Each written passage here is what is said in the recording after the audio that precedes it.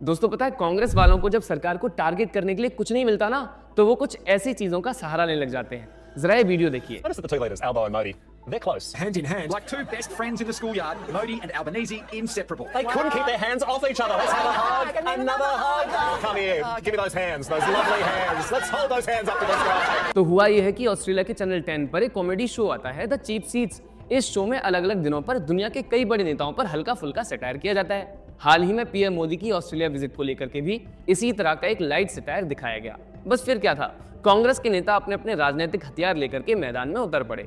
अब भाई विजिट को लेकर उनके पास टारगेट करने के लिए कोई ठोस मुद्दा तो था नहीं, क्योंकि ये विजिट अपने आप में 2026 की सबसे सफल और सबसे फ्रूटफुल डिप्लोमेटिक विजिट में गिनी जा रही है। ऐसे में सुप्रिया सुनेत और पवन खेड़ा ने इसी कॉमेडी क्लिप को शेयर करते हुए पीएम मोदी पर निशाना साध दिया। सुप्रिया सुनेत लिखने लग जाती हैं कि it's sad to see India's prime minister being made the butt of jokes. Why do you do this to yourself and to India Mr Modi? It is so embarrassing. Pawan Khera भी इसी तरीके से लिखने लग जाते हैं, हमारे डंका पति जी ऑस्ट्रेलिया में क्या डंका बजा कर आए हैं आप खुद ही देख लीजिए। यार फिर आप ही लोग कहते हो कि जनता आपको वोट नहीं करती है, आप लोगों की जो हरकतें हैं, लोग आपको पानी भी ना दें, वोट तो बहुत दूर की बात है। लेकिन दोस्तों सवाल ये उठता है कि क्या सच में एक फॉरेन कॉमेडी शो का हल्का फुल्का सटायर किसी देश के प्राइम मिनिस्टर की डिप्लोमेटिक उपलब्धियों को कमजोर कर सकता है? क्या सटायर और डिप्लोमेसी को एक साथ मिक्स करके देखना सही तरीका है? और सबसे बड़ी बात, क्या कांग्रेस के नेताओं ने कभी ये सोचा कि जिस शो का एक क्लिप है उसी शो ने सी जिनपिंग से लेकर के दुनिया के कई बड़े और नेताओं का भी मजाक उड़ाया है? तो फिर सिर्फ मोदी वाला क्लिप ही एम्बैरेसिंग क्यों लगा इनको? आज हम इसी डबल स्टैंडर्ड की बात करेंगे और साथ ही उस असली तस्वीर की जो कांग्रेस के नेता आपको दिखाना नहीं चाहते। तो दोस्तों पहले बात करते हैं उस शो की जिसकी एक क्लिप है। द चीप सीट्स ऑस्ट्रेलिया के चैनल 10 का एक late night panel comedy show है जो हर हफ्ते दुनिया भर की पॉलिटिक्स और न्यूज पर हल्का फुल्का कभी कभी बेहद बेतुका सटायर करता है। ये कोई इन्वेस्टिगेटिव जर्नलिज्म नहीं है, ये कोई जियोपॉलिटिकल एनालिसिस भी नहीं है, ये सीधा साधा ऑब्जर्वेशनल कॉमेडी है जैसा कई देशों के लेट नाइट शोज में होता भी है। और इस बार जो क्लिप आया था वो पीएम मोदी और ऑस्ट्रेलियन पीएम एंथनी एल्बनीज के बीच में उस विजिबल वार्मथ पर था जो जुलाई 2026 में मेलबर्न में हुए ऑस्ट्रेलिया इंडिया लीडर्स समिट के दौरान दिखी थी। हैंडशेक्स, हग्स, हाथ पकड़कर चलना। शो ने इसे स्कूल के दो बेस्ट फ्रेंड जैसा दिखा करके मजाक बनाया, बस इतनी सी बात थी। अगर यहाँ कॉमेडी शो किसी और देश के नेता पर बनी होती तो क्या कांग्रेस के नेता उसे इतनी सीरियसली लेते? सच तो ये है कि इसी शो ने सी जिनपिंग पर भी इसी तरह का सटायर किया है। कई और वर्ल्ड लीडर्स जैसे कि ट्रम्प, तकाईची पर भी इसी तरीके के वीडियोस जो हैं वो सामने आए हैं। लेकिन जब बात मोदी की आ जाती है तभी अचानक से सुप्रिया सुनेत जी को एम्बैरेसिंग लगने लगता है, तभी पवन खेड़ा को डंकापति वाला ताना मारने का मौका मिल जाता है।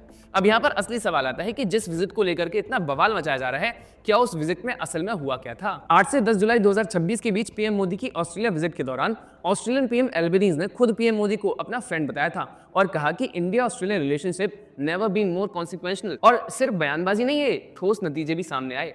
बरसों से pending civil nuclear agreement operational हो गया, जिससे अब ऑस्ट्रेलिया से इंडिया को यूरेनियम एक्सपोर्ट हो सकेगा। क्रिटिकल मिनरल्स, ग्रीन हाइड्रोजन और रिन्यूएबल्स पर भी गहरी कोऑपरेशन तय हुई है। एक नया joint declaration on defence and security cooperation sign हो गया है। एक मैरीटाइम सिक्योरिटी रोड मैप बना और यहाँ तक कि स्पोर्ट्स डिप्लोमेसी में एक बड़ा कदम उठा है। बिग बैश लीग का ओपनर अब चेन्नई में होगा। यानी एक तरफ एनर्जी सिक्योरिटी है, दूसरी तरफ डिफेंस है और तीसरी तरफ पीपल टू पीपल टाइज मजबूत हो रहे हैं। ये कोई मामूली उपलब्धि नहीं है दोस्तों, लेकिन कांग्रेस के नेताओं को इसमें से कुछ भी नजर नहीं आया। उन्हें सिर्फ एक कॉमेडी क्लिप नजर आया जिसको लेकर के वो पीएम पर हमला बोलने पर निकल पड़े। दोस्तों ये कोई पहली बार नहीं है जब पीएम मोदी की पर्सनल डिप्लोमेसी स्टाइल को लेकर उंगली उठाई गई हो। पिछले कई सालों से पीएम मोदी का तरीका यही रहा है, फ्रीक्वेंट हाई लेवल मुलाकातें, कल्चरल जेस्चर्स और विजिबल वार्मथ, साथ ही ठोस आउटकम्स। सोचिए रशिया के प्रेसिडेंट व्लादिमीर पुतिन से पीएम मोदी की अब तक 20 से ज्यादा मुलाकातें हो चुकी हैं। पुतिन खुद उन्हें डियर फ्रेंड बुलाते हैं। इटली की पीएम जॉर्जिया मेलोनी के साथ ये रिश्ता एक स्पेशल स्ट्रेटेजिक पार्टनरशिप में बदल चुका है। दोनों नेताओं ने साथ में ओपेक्स तक लिखे हैं। फ्रांस के प्रेसिडेंट इमैनुअल मैक्रोन मोदी को प्रिय मित्र कहकर बुलाते हैं। यूएस प्रेसिडेंट डोनाल्ड ट्रंप बार बार उन्हें ग्रेट लीडर और friend of mind from India बताते हैं। इजराइल के पीएम नेतन्याहू तो उन्हें ऑलमोस्ट अ ब्रदर तक कह चुके हैं। और यूएई के शेख मोहम्मद बिन जायद और सऊदी अरेबिया के मोहम्मद बिन सलमान के साथ भी वैसी ही पर्सनल वार्मथ देखने को मिलती है। अब पहला, ये पर्सनल रिपोर्ट नेगोशिएशंस में ट्रस्ट बनाता है। दूसरा, कल्चरल डिप्लोमेसी, चाहे भरतनाट्यम हो, कथक हो या गरबा हो या फिर योगा हो, ये इंडिया की सॉफ्ट पावर को दुनिया भर में फैलाता है। और तीसरा, ये डायस्पोरा कम्युनिटीज को जोड़ने का एक जरिया बन जाता है। अब कांग्रेस वाले इसे फोटो आप बोल करके उड़ा तो देते हैं, लेकिन इसमें पीएम मोदी का मजाक बन रहा है या फिर कांग्रेसियों का? सुप्रिया सुनेत हो या फिर पवन खेड़ा, इन्होंने हमेशा इन जेस्चर्स को परफॉर्मेटिव बताया है, चाहे वो डायस्पोरा इवेंट्स हो या फिर कल्चरल वेलकम्स। लेकिन दोस्तों सोचिए, अगर ये सिर्फ ऑप्टिक्स होते तो यूरेनियम डील कहां से आ जाता, डिफेंस डिक्लेरेशन कहां से आ जाता, मैरीटाइम रोड मैप कहां से आता? सच तो ये है दोस्तों कि पर्सनल वार्मथ और ठोस डिप्लोमेटिक आउटकम्स ये दोनों एक साथ चल सकते हैं और चल भी रहे हैं। ये कोई याया वाला मामला नहीं है, लेकिन जब आपके पास आलोचना करने के लिए कोई ठोस मुद्दा हो ही ना, बचे ही ना, तो आप एक विदेशी कॉमेडी शो के हल्के फुल्के मजाक को भी राष्ट्रीय शर्म बना करके पेश करने लग जाते हो।